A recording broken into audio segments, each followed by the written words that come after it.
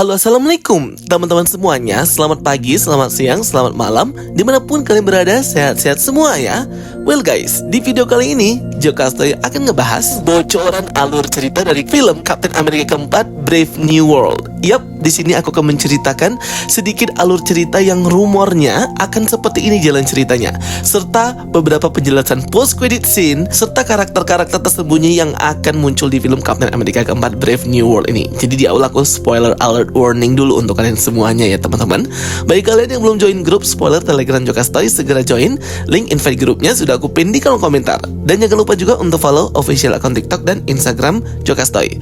Oke, nggak usah bacot, here we go. Setelah kemarin rilis trailer terbaru dari Captain America keempat Brave New World, dirumorkan dari salah satu user Scooper Internasional bahwa plot alur cerita dari Captain America ini juga bocor guys. Nah, gimana sih sebenarnya cerita dari Captain America Brave New World ini berdasarkan bocoran alur cerita ini? Oke, here we go. Jadi, film Captain America Brave New World ini akan dibuka dengan Sam Wilson yang sedang dalam misi mengejar Serpent Society. Nah, Serpent Society ini nanti akan ditampilkan oleh karakter yang akan diperankan oleh Giancarlo Esposito, yaitu Sidewinder. Sam ditemani oleh Joaquin Torres. Harusnya mereka bisa membawa ke tempat Serpent Society yang ternyata memburu sebuah paket adamantium. Adamantium merupakan salah satu metal yang sangat kuat yang akan dibahas di film ini, melebihi vibranium, yang dimana nanti sumber daya dari adamantium ini akan lebih banyak bisa ditemui di Celestial Island. Sidewinder atau karakter yang diperankan oleh Giancarlo menyandra beberapa biarawati dan berkata kepada bawahannya di tempat umum bahwa amankan paket pengiriman adamantium tersebut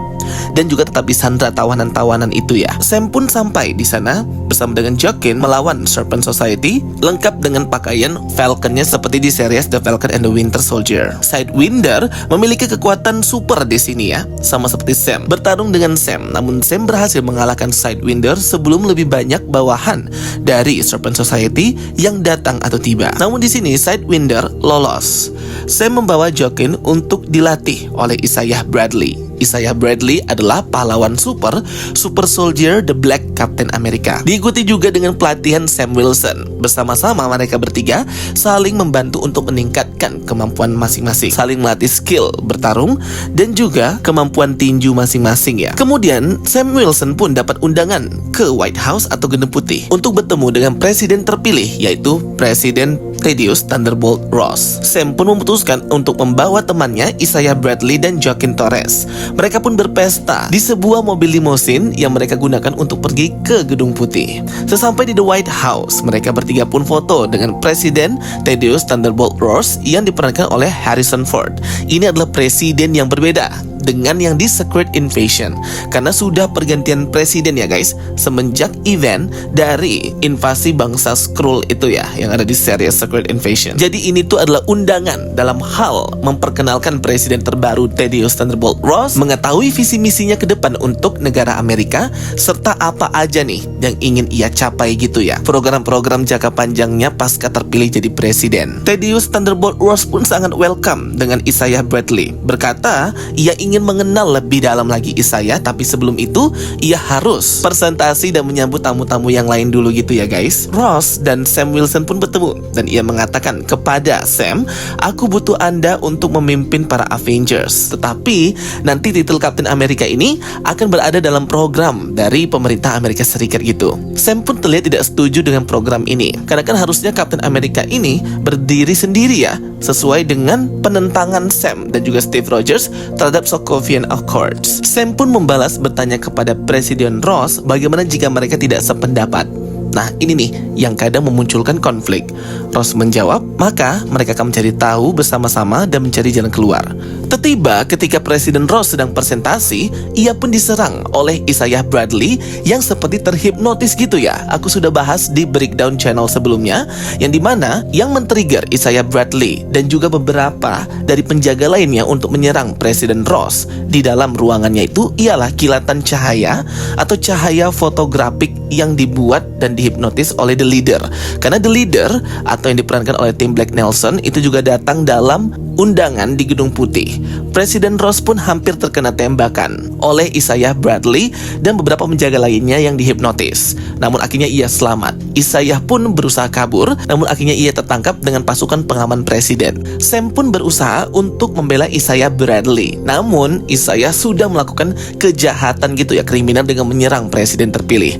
Sam dan Joaquin Torres pun melihat rekaman CCTV apa sih yang sebenarnya terjadi. Ternyata sesaat sebelum Isaiah Bradley menyerang Presiden Ross, ia seperti melihat ke handphonenya dan melihat sebuah kilatan cahaya gitu dari layar HP-nya yang men-trigger hipnotis dari Isaiah sehingga menyerang dengan tatapan kosong Presiden Ross. Jadi konsepnya sama seperti mempermainkan pikirannya Bucky Barnes atau The Winter Soldier ketika diucapkan kalimat-kalimat atau kata-kata Uni Soviet Rusia itu dari buku Uni Soviet yang berwarna merah itu ya guys. Sam pun melihat bahwa penjaga tentara lainnya yang menyerang Presiden Ross juga mendapatkan pesan lampu kilat tersebut di telepon mereka.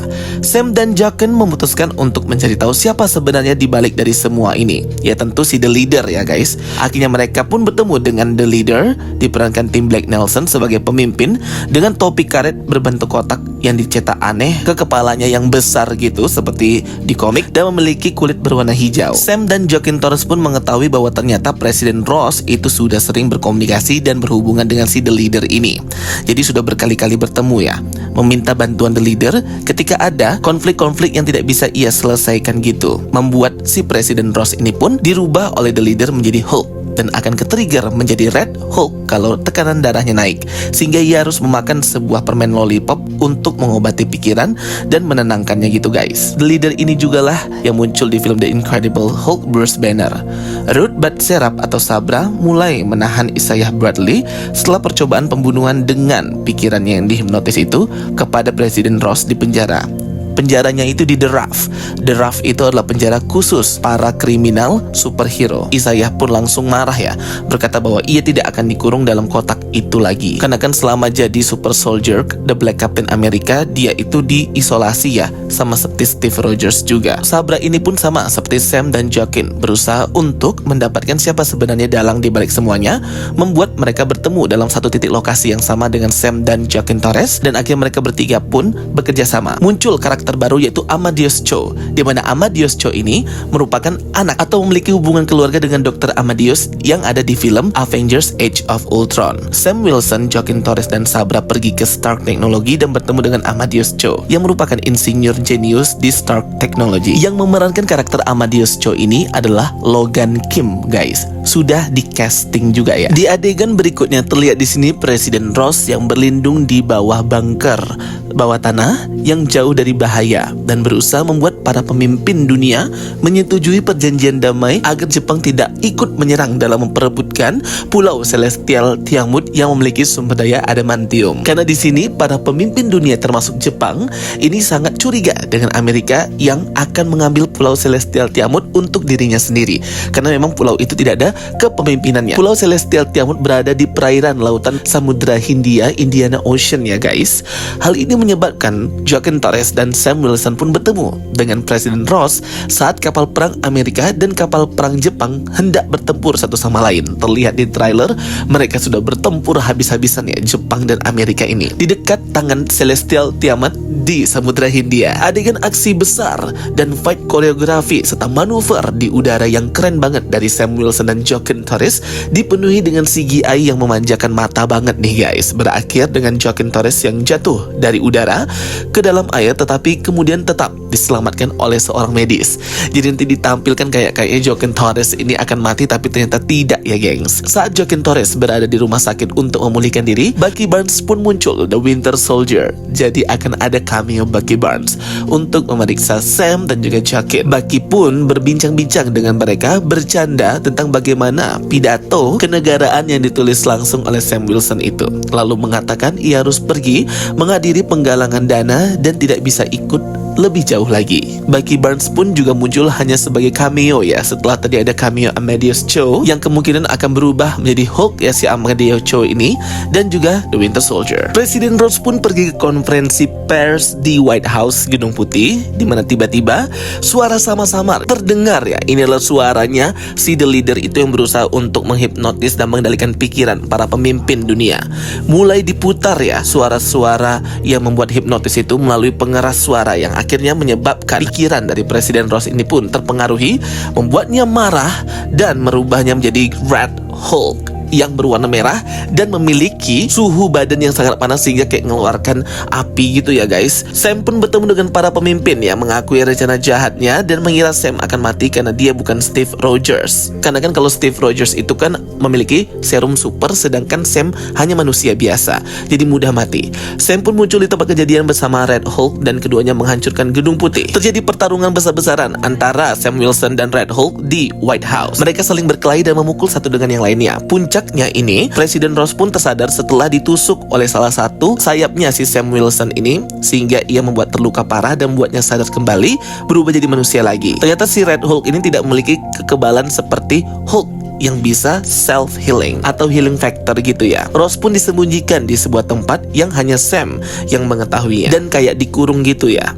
Sam pun bertanya bagaimana rasanya dikurung. Terlihat di sini bahwa Presiden Ross itu di akhir dia kayak menyerahkan dirinya ya akibat kehancuran dan kekacauan yang ia lakukan gitu. Jadi dia memang menyerahkan diri secara sukarela. Jadi ternyata Presiden Ross ini dia cuma jahat ketika ia terpengaruh suara-suara hipnotisnya The Leader. Akhirnya Presiden Ross pun bertemu dengan putrinya Betty yang diperankan oleh Liv Tyler, sama seperti di film The Incredible Hulk. Sam juga mengunjungi Joaquin Torres di rumah sakit setelah ia jatuh ya di medan tempur sebelumnya. Mereka berencana mengajak Joaquin Torres ini mengunjungi Wakanda agar ia mendapatkan kostum baru dan sayap baru dari teknologi Wakanda Vibranium itu. Adegan di tengah kredit scene terlihat Sam mengunjungi pemimpin menyebutkan sesuatu hal mengenai memberikan serum Hulk kepada Amadeus Cho, dan Stearns berkata sesuatu yang besar dan buruk mungkin akan datang sebentar lagi. Sam pun menjawab, aku sudah siap. Nah ini mungkin yang akan datang ini adalah kelompok Hulk ya. Jadi akan ada World War Hulk. Wow,